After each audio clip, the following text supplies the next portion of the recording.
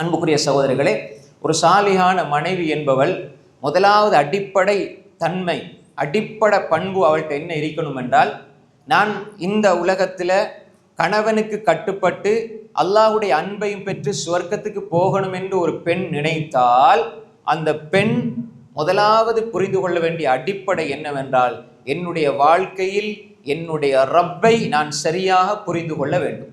சாலிகான பெண்ணுடைய, ஒரு மனைவியினுடைய அடிப்படையான தன்மை, பண்பு என்ன?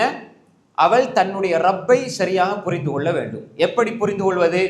இந்த பகுதி இல்லாமல் அந்த பெண்ணுடைய வேற எந்த பண்புகளும் எடுபடாது.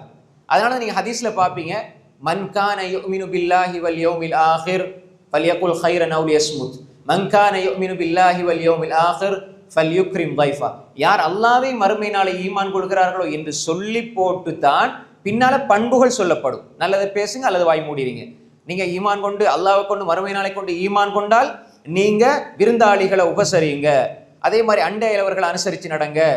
அப்படி வருகிற எல்லாமே அந்த ஈமான் என்பது அடிப்படை. இன்னல்லதீன ஆமனு வஅமிலு ஸாலிஹாத், இல்லதீன ஆமனு வஅமிலு ஸாலிஹாத்.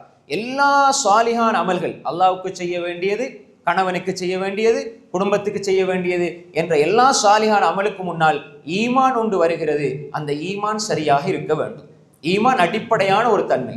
அதுதான் நாங்கள் சொல்கிறோம் நம்பிக்கை. என்னுடைய கொள்கை, ஒரு நல்ல சாலிஹான மனைவி ஒரு ஏகத்துவவாதியாக இருப்பாள், ஒரு முஸ்லிமாக இருப்பாள், ஒரு முஃமினாக இருப்பாள், அல்லாஹ்வை மட்டும் வணங்குகிற ஒருவளாக இருப்பாள், அல்லாஹ்வை மட்டும் நம்புகிற, அல்லாஹ்வை மட்டும் சார்ந்திருக்கிற பெண்ணாக இருப்பாள். இது அடிப்படையான தன்மை. நாங்கள் எங்களை பரிசீலித்து பார்க்கணும், என் ஈமான் சரியாக இருக்கிறதா, என் நம்பிக்கை சரியாக இருக்கிறதா, என் அகீதா சரியாக இருக்கிறதா. அப்ப கணவனுக்கு நீங்க நல்ல மனைவியாக இருக்கிறண்டா, முதலாவது மனைவி அவளிடம் இருக்க வேண்டியது நம்பிக்கை, சரியான கொள்கை, சரியான அகீதா, இது சரியாக இருக்க வேண்டும்.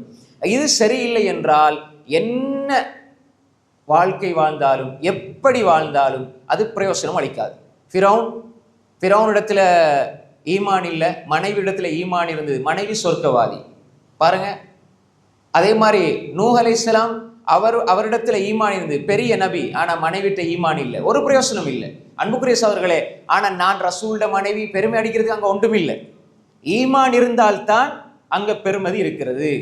ஈமான் இருந்தால்தான் அந்த திருமண வாழ்க்கையில் பெருமதி இருக்கிறது. ஏன் அல்லாஹ் தஆலா என்ன சொல்றான்? நீங்க, அதாவது கணவன் அவன் கடமை என்ன? மனைவியை சொர்க்கத்துக்கு கூட்டிட்டு போறது. அதனாலதான் அல்லாஹ் சொல்றான், யா அய்யுஹல்லதீன ஆமனூ கூ அன்ஃபுஸக்கும் வ அஹ்லீக்கும் நாரா, உங்களை உங்கள் குடும்பத்தை நரகத்திலிருந்து பாதுகாத்துக் கொள்ளுங்கன்னா முதலாவது மனைவி, அதுக்கப்புறம் பிள்ளைகள், நரகத்திலிருந்து பாதுகாத்து கொள்றதுதான் முழு வாழ்க்கையும். எனவே இந்த இடத்தில் ஒரு சாலிகான பெண் தன்னை ஈமானிய பெண்ணாக உருவாக்கி கொள்வாள். என்ன நம்பிக்கை சரியா இருக்குதா? நான் ஷிர்க்குக்குள் நுழைந்து விடுகிறேனா? என்னிடத்துல ஷிர்க் இருக்கிறதா? என்னிடத்தில் மூட நம்பிக்கையில் இருக்கிறதா என்பதை பரிசீலித்துக் கொள்வாள். அகீதாவில், நம்பிக்கையில் அவள் தெளிவாக இருப்பாள். அதே போன்று கணவனுக்கும் அந்த நம்பிக்கையை சொல்லிக் கொடுப்பாள். அந்த நம்பிக்கை தெளிவாக கணவனிடம் இருந்தால் அல்ஹம்துலில்லாஹ். அப்படி இல்லைண்டா அதை சொல்லிக் கொடுப்பதும், தான் ஒரு தெளிவான கொள்கையில் இருப்பதும் வாழ்வதும் அது ஒரு சாலிகான பெண்ணினுடைய அடிப்படையான முதல் கடமை. இரண்டாவதாக, அமல்களினுடைய விஷயத்தில் அவள் சுன்னாவை பின்பற்றி நடப்பாள். நிறைய சாலிகான மனைவிட பண்புகள் என்று சொல்லும் பொழுது குணத்தை மட்டும் நாங்கள் பேசிட்டு போகக்கூடாது. நல்லா கொடுக்கிறாள், நல்லா எல்லாருக்கும் உபகாரம் செய்கிறாள், கணவனுக்கு கட்டுப்படுறாள், ஆனால் அவள் சிறுக்கு செய்கிறான்னா நூஹ் அலைஹிஸ்ஸலாம் மனைவியும் சொர்க்கம் போவாங்க தானே? அன்புக்குரிய சகோதரர்களே, அப்படி அல்ல. நாம் தெளிவாக புரிந்து கொள்ள வேண்டும். ஒரு முஃமினான பெண்ணாக இருந்து சாலிஹான அமல் செய்கிற பெண்ணாக இருக்க வேண்டும். அதான் அல்மராத்து சாலிஹா. ரெண்டாவது என்ன? ஒரு நல்ல அமல் செய்யக்கூடிய பெண்ணாக, குர்ஆனையும் சுன்னாவையும் பின்பற்றி நடக்கிற பெண்ணாக இருக்க வேண்டும். குணங்கள் அடுத்தது, பண்புகள் அடுத்தது. இது அடிப்படை. அல்லாஹ்வுக்கு செய்ய வேண்டிய கடமைகளில் சரியாக இருக்க வேண்டும். இபாதத்துடைய விஷயத்துல சரியாக இருக்கணும். அந்த பெண்ணிடத்தில் பிதா இருக்கக்கூடாது, மூட நம்பிக்கைகள் இருக்கக்கூடாது.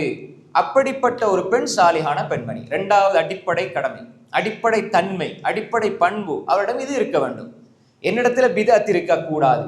பெண்களை பொறுத்தவரையிலே பெருசா மார்க்க விஷயங்கள்ல கோவிச்சு கொள்ளக்கூடாது. மௌலவியாவுக்கு போய் படிச்சுட்டு வந்தாலும் அவங்க தொடர்ந்து டச்ல இருந்தா தான், 100க்கு ஒரு 5 பேர் தான் அந்த டச்ல இருப்பாங்க.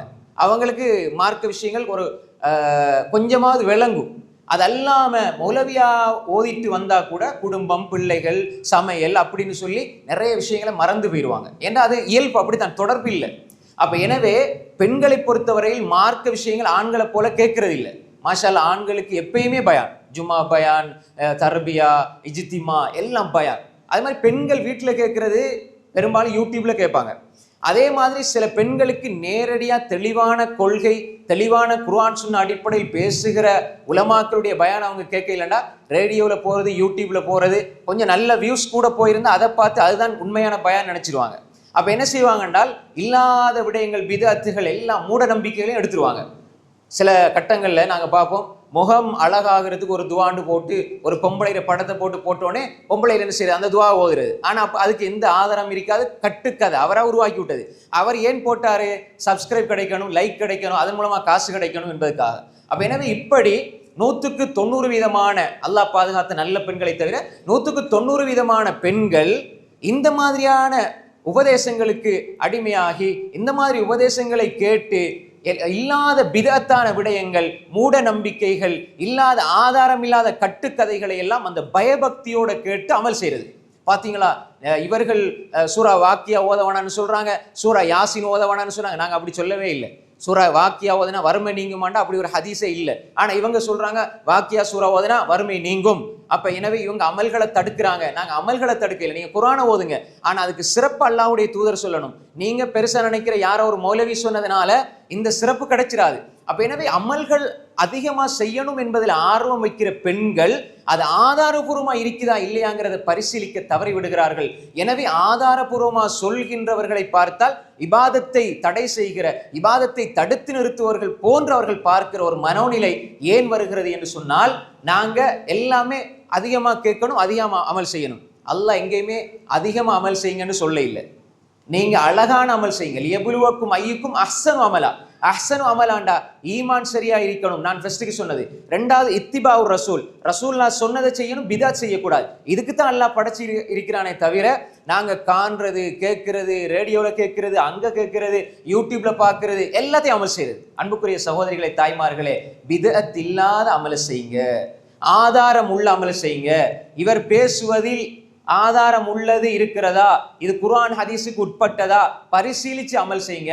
சும்மா நாங்க செய்யறதெல்லாம் அமல். என்ன இவங்க அமல்களை தடுக்கிறாங்க பாத்தீங்களா? நாங்க தஸ்பீஹ் தொழுது வந்தோம், நாங்க இந்த தொழுது வந்தோம், நாங்க இப்படி சொல்லி வந்தோம், அந்த துவா ஓதினோம், இந்த திக்ர் ஓதினோம், கடைசி பத்துல இந்த துவா அந்த துவா, அப்படி இப்படி நிறைய ஓதுவாங்க இவர்கள். நாங்க சொல்லுவோம், நீங்க குர்ஆன் சுன்னா அடிப்படையில் செய்யுங்க, கொஞ்சம் செஞ்சால் அல்லாஹ் அதிக நன்மை தருவான், ஆதாரபூர்வமான செய்யுங்கண்டா இவர்கள் இதை தடுக்கிறார்கள், இவங்க அமல் செய்ய விடாம இருக்கிறாங்க.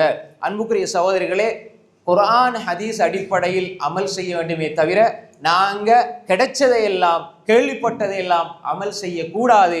எனவே ஒரு சாலிகான பெண்மணி உணர்ச்சி வசப்பட மாட்டாள், உணர்வுகளுக்கு அடிமையாகாமல் இல்மை பயன்படுத்துவாள், கொஞ்சம் யோசிப்பாள். என்ன இவங்க சொல்றது ரைட், ஆதாரம் இருக்குதா இல்லையா? இவர் சொல்ல புகாரில வருது, முஸ்லிம்ல வருது, திர்மிதில வருது, நசாயில வருது, இப்னு மாஜால வருது, அபூதாவுதுல வருது, இத்தனாவது நம்பர்ல வருது, இது சஹீஹான செய்தி, எனவே நீங்க அமல் செய்யுங்கன்னு சொல்றது சரியா? எங்கேயோ ஒரு புத்தகம் சொல்லுவாங்க, அந்த புத்தகத்தை எழுதினர் யாரே தெரியாது, அதை ஓதுங்கள் இவ்வளவு நன்மை கிடைக்கும். இதை ஓதினால் குர்ஆன் ஓதுவதை விட சிறந்தது மௌலிது பாட்டு படிச்சா, யார் எழுதினதே தெரியாது. அப்ப இதை சொன்னால் அன்புக்குரிய சோதர்களை பார்த்தீங்களா எவ்வளவு அமல், எவ்வளவு நன்மை. உணர்ச்சிக்கு நாங்கள் அடிமையாகி விடக்கூடாது, உணர்வுகளுக்கு அடிமையாகி விடக்கூடாது. ஒரு சாலிகான பெண்மணியினுடைய அடிப்படையான பண்புகளை பத்தி சொல்லும் பொழுது மாஷா அல்லாஹ் நல்ல பண்பை சொல்லி தந்தார் அப்படி கேட்டுட்டு போயிடுவாங்க. கொஞ்சம் பிதஅத்தை செய்யாதீங்கன்னு சொன்னா மௌலவி கெட்டவர் ஆகிடுவார். அன்புக்குரிய சகோதரர்களே, அப்படி நினைச்சு கொள்ள வேண்டாம். நாம் தெளிவாக புரிந்து கொள்ள வேண்டும். நீங்க எந்த ஒரு கட்டத்திலையும் ஆதாரபூர்வமான செய்திகள், குர்ஆன் சுன்னாவில் சொல்லப்பட்ட விடயங்கள், இதை நாம் பரிசீலித்து அமல் செய்ய வேண்டும். கொஞ்ச கால வாழ்க்கை இல்லாத பிதத்தான மூட நம்பிக்கைகள் எல்லாம் அமல் செஞ்சுட்டு அல்லாஹ் இடத்துல கூலியை நாங்க போய் கேட்டு அல்லாஹ் எப்படி தருவான்? அல்லாஹ்வும் அல்லாஹ்வுடைய தூதரை சொல்லாத நாங்க செஞ்சுட்டு போயிட்டு அவங்ககிட்ட கேட்டால் அல்லாஹ் இடத்துல கூலி கேட்டா எப்படி கூலி கிடைக்கும்? எனவே அன்புக்குரிய சகோதரிகளே, தாய்மார்களே, ஒரு சாலிகான பெண்மணி அறிவை பயன்படுத்தி மார்க்கத்தை படித்து அமல் செய்வாள். இதை நல்லா கவனத்தில் வச்சுக்கணும். இது ஆண்களுக்கும் பொருந்தும். பெண்கள் இப்ப மாஷா அல்லாஹ் ஆண்கள் உடனே வந்து கேட்பாங்க, ஷேக் நீங்க இப்படி ஒரு விஷயம் சொன்னீங்க, இதுக்கு ஆதாரம் இருக்குதா இல்லையா? ஆனா பெண்கள் தயங்குவாங்க, கேட்க மாட்டாங்க, சில கூட அப்படி போயிடுவாங்க.